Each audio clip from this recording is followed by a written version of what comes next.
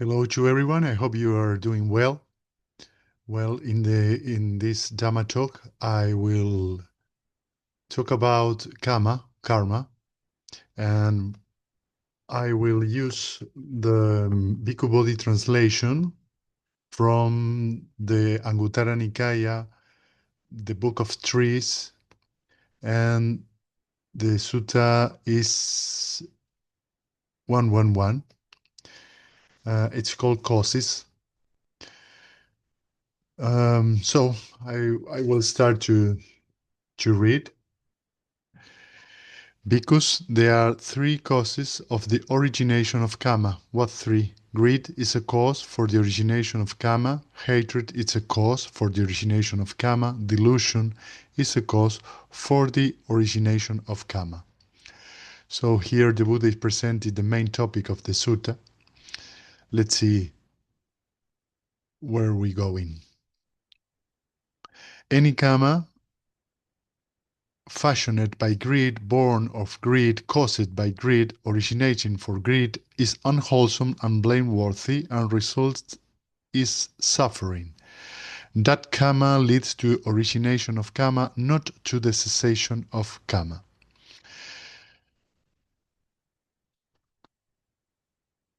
Any karma fashioned by hatred, any karma fashioned by delusion, born of hatred and delusion, caused by hatred and delusion, originated from hatred and delusion, is unwholesome and blameworthy and result in suffering. That karma leads to the origination of karma, not to the cessation of karma. These are the three causes for the origination of karma. So here the Buddha is expounding the three unwholesome roots. Um, in Pali, the words are dosa, lobha, and moha. And every time that our mind have root in lust, hatred, or delusion, all the outcome of this intention will share these unwholesome characteristics. This is a very important thing to understand because the karma law is part of the first step of the noble path. So in this first step, the mundane aspect of the first step of the octuple noble path is to understand that we have causes and conditions, that when these causes and conditions somehow find the right nourishment, they'll they will be arise the fruit of that cause and condition. It's a very important thing to understand because sometimes the beginners or even intermediate practitioners, meditators, sorry, try to somehow understand that what they have to change is the outside, are not they forget to observe how mind attention moves from one thing to the other. And this sutta, the Buddha is very clear, very clear, uh, showing us that our intention have to be, we have to be very aware of our intentions. And if our intentions is rooted in lust, hatred, and delusion, the fruit, the result of that intention will share these characteristics.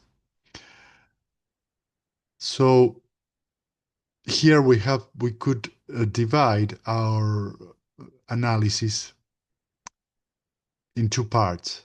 The first part is Vedana, feeling. That is our present moment, our present experience. We have to understand that this present moment is the result of Vipaka Kama or previous karma, previous choices.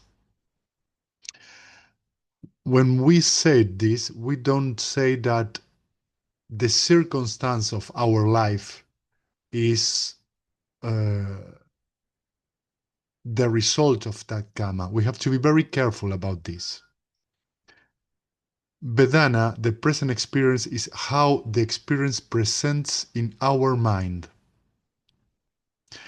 And that experience in our mind is the result of previous choices, of previous karma.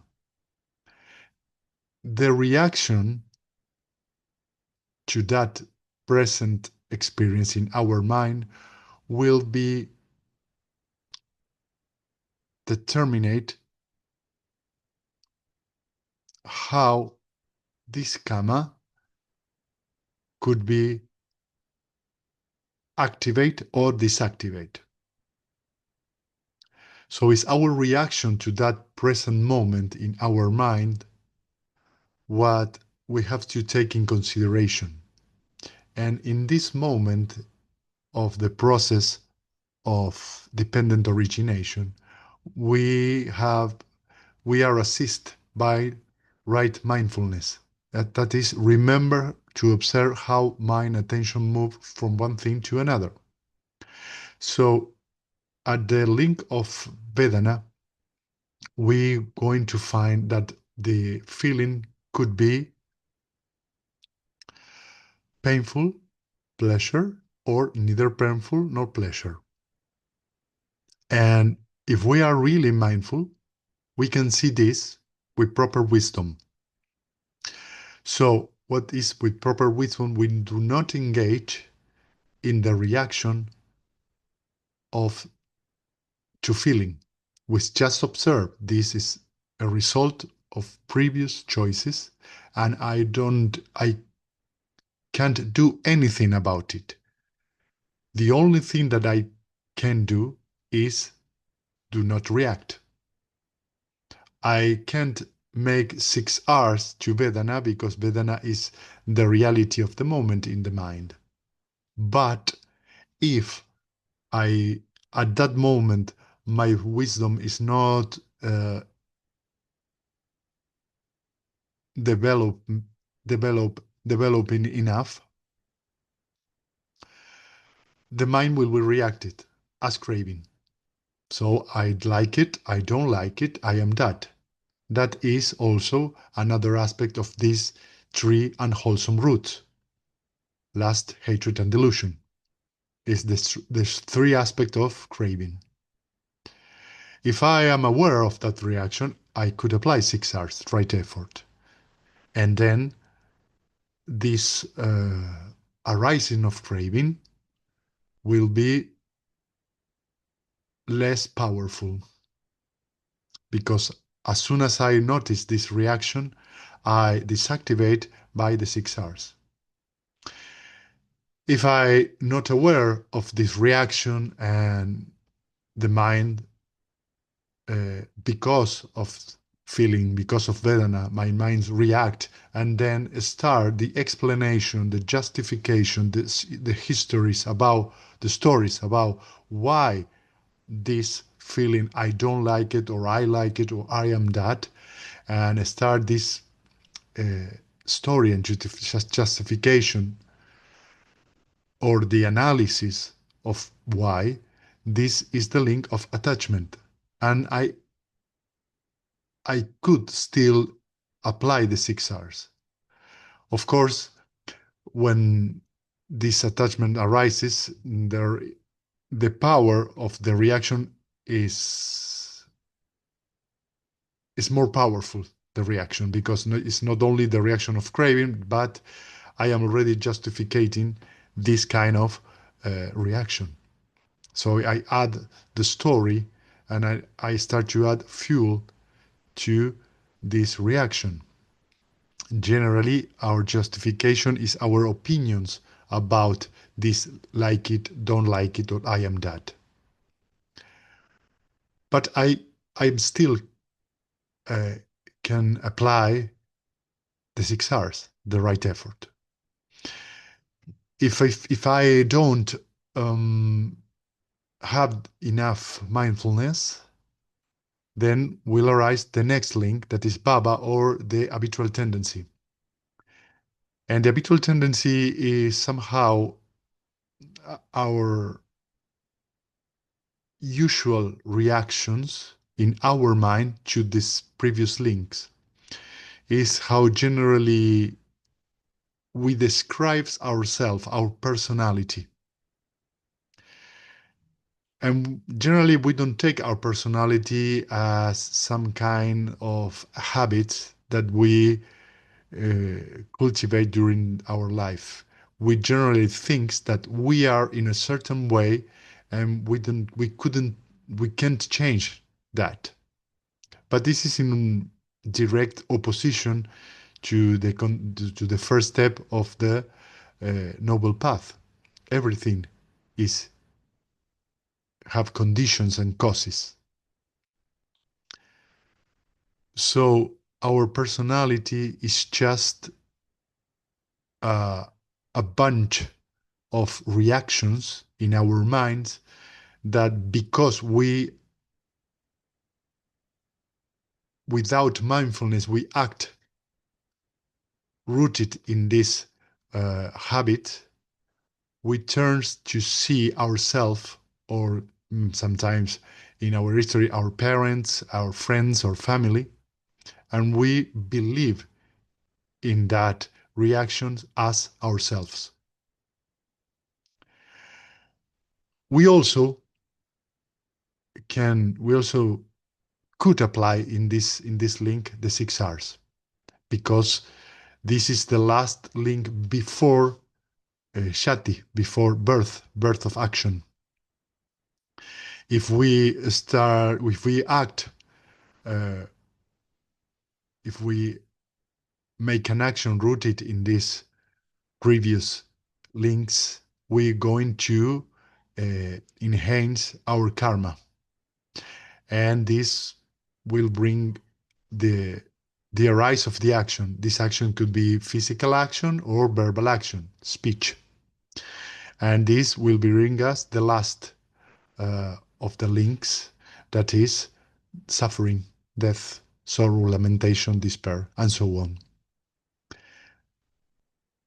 So we have to, with these last fives, uh, having feeling as the source, we have to understand this process, and we have to see over and over again as a process. That is why meditation is so important to develop our minds.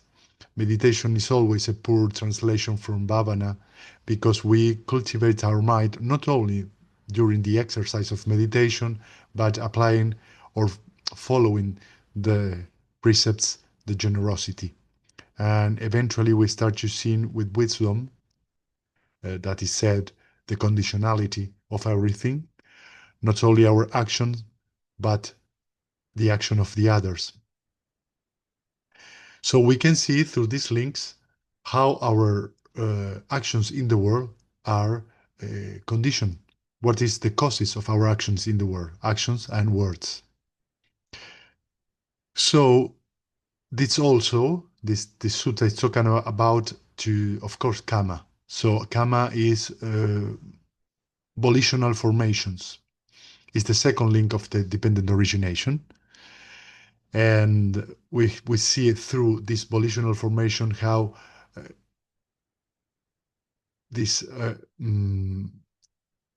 this intention are the the fuel to Vedana, and of course the next links.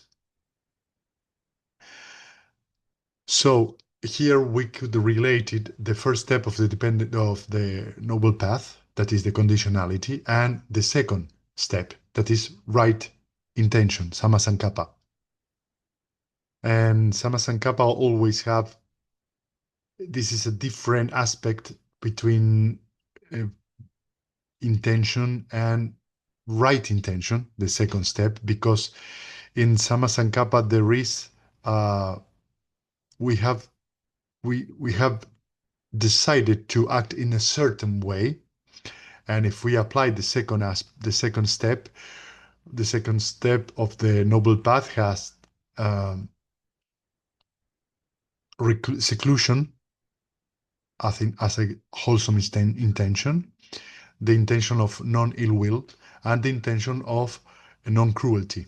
In other words, seclusion is be aware of what's going on in our mind moment to moment.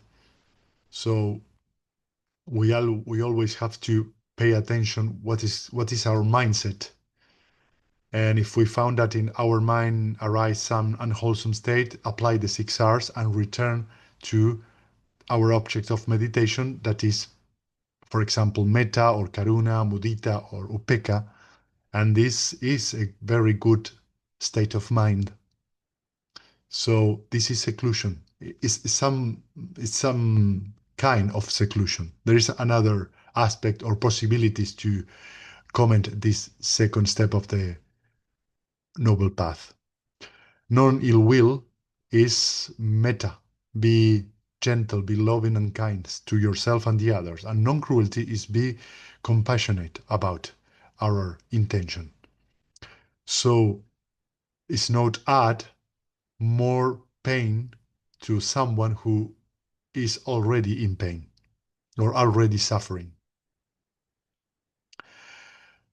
So uh, I want to relate it this two first step of the noble path. That is, these two first step is are related to the panya aspect and how this uh, is related to our meditation and to our daily life.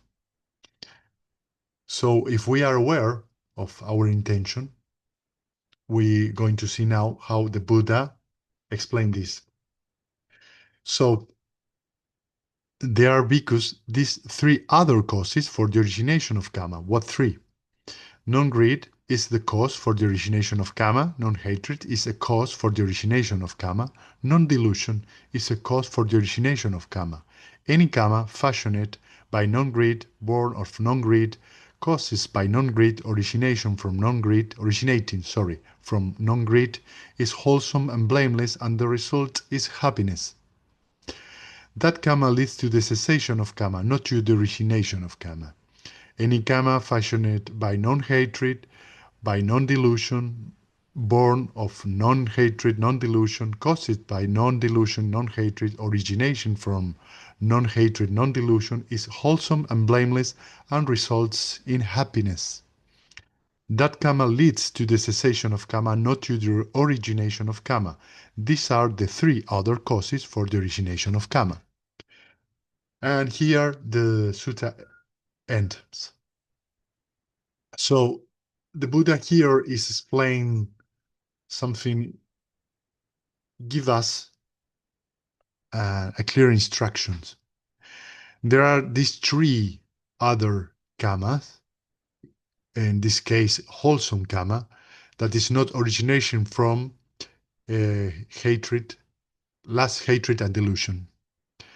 And these are, of course, lust, non-lust is regarded to be aware of our sense door, be mindful of our sense door, and not crave these sensual desires.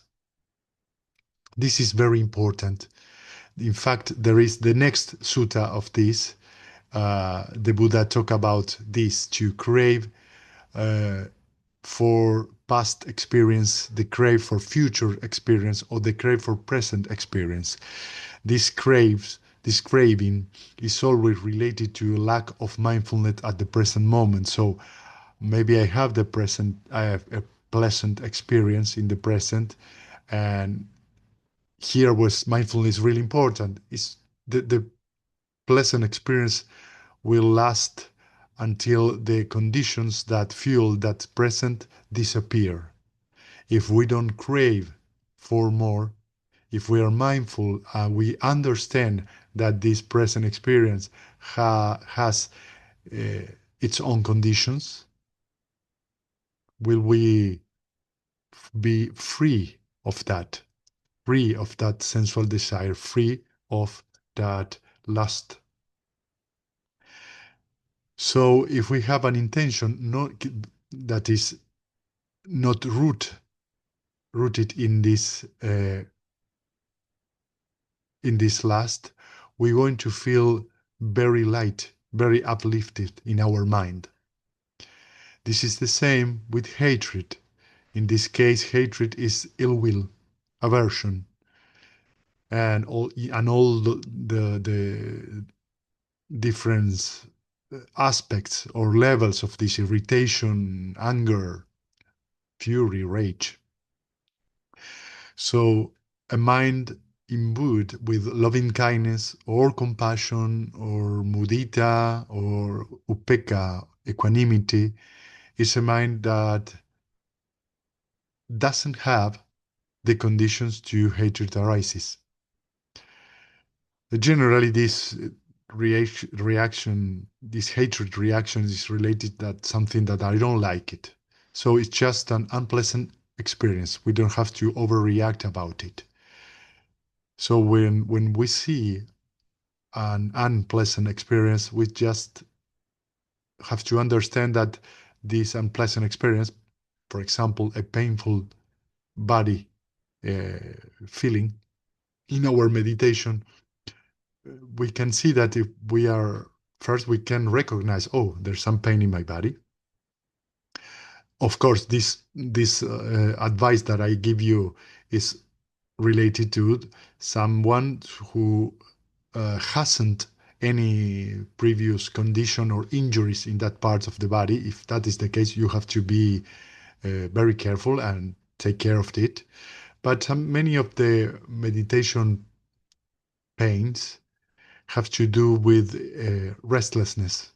That is, that the mind is obsessed to try to control the process of meditation, or maybe there is too much pressure on the object of meditation, or we try to make if, try to be the object of meditation, and this causes a lot of restlessness and yes, restlessness and maybe remorse in our mind. So we have to take a step back, relax, and observe. As a meditator, we have two jobs: observe the object of meditation and apply the 6 hours every time that our mind is wandering. And the last, delusion, in this case, a mind that is not rooted in delusion, is a mind that has equanimity, is a mind that starts to see the things as they are. So we need some kind of space for this in our mind. And the meditation is a great exercise for this, because when we sit, we start to see that all that happened in our mind is previous karma, and we don't have any control of that. We only could, like I said before, we can choose a different kind of action. And these are the 6 hours if we have a reaction. But if we don't have a reaction, our mindfulness is really powerful, we can see just Vedana as it is. Painful, pleasure, non-painful, no pleasure. This kind of karma, non-rooted in delusion, this equanimity, bring us a wholesome karma that eventually leads to the cessation of suffering. This is what the Buddha is saying in this sutta. So we have to, when we start to train, when we start the Buddhist path, and we start with the precepts, we have to observe our behavior and be very mindful about what is wholesome, what is unwholesome in our behavior. When we start to follow in the precept very closely, we start to feel that our mind is more peaceful. There is less remorse. When we practice generosity, we start to feel more and more spacious mind. We start to feel that we are not so attached to our opinions, and we feel more joy in our life. And when we start to train meditation to develop our minds in this direction, in these wholesome directions, we start to feel more spacious in our mind. We start to observe that we have some pauses before our actions, words, speech, and physical actions. And as the meditation goes deep and we start to experience jhanas, we can start to see also the reaction of the mind. This uh, this action behind the curtains, these actions that are invisible to the outside. So we start to put our energy to observe our intentions. And when we start to see this causal effect, we have start to see cause and effect, and we start to see the condition of everything. We start to gain trust in the Dhamma, and we start to see with proper wisdom this causality. Eventually, when we develop our mind in a proper way, we start to feel disenchantment of all of these roots, because lust, hatred, and delusion, lobha, dosa, moha, are powerful forces that drain our energy. And somehow we are slaves of them, because we always have to respond in some way to our lust. I want this, I want that, I obsess with this, I obsess with that. And this is the same with the hatred. I don't want that this situation in my life continued, or this some kind of identification. I am that. I want to be a good father. I want to be, I don't know, a good worker. I want to be uh, something famous. I want to be never, it's not important what I want to be, because that is some kind of character. And this character is related to this false view of a self. This wanting be someone is what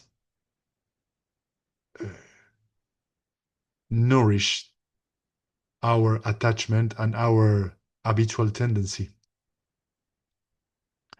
So when we see with proper wisdom, we just see that our intention are crucial, because our intention will fuel our mindset, our chitta, our state of mind, our present state of mind.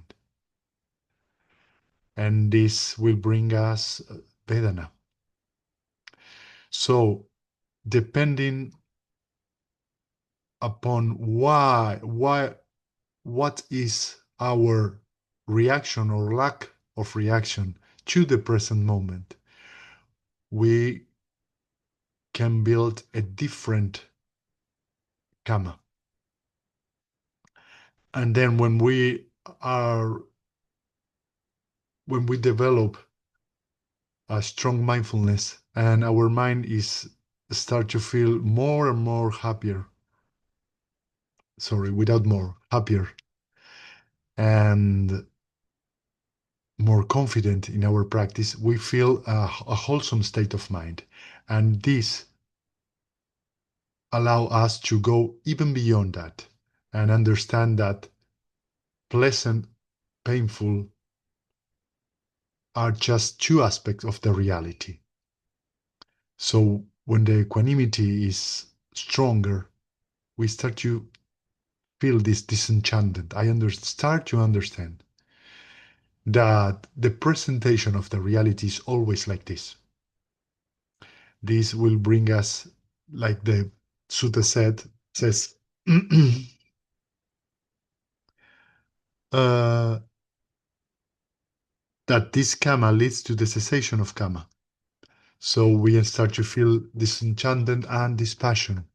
We start to feel very calm and very tranquil about the process of the samsara, or the samsaric process of our mind, the production process of our mind. And this will bring us liberation and nibbana. So I hope you were enjoyed this Dhamma talk. And if you want now, we can share some merit.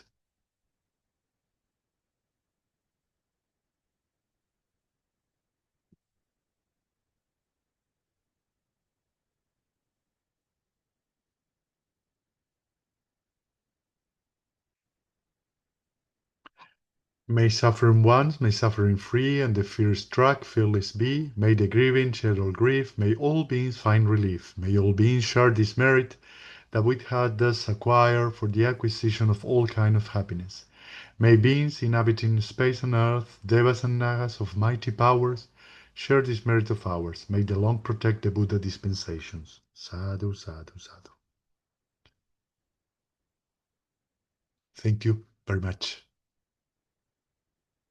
A lot of metta and a smile for everyone.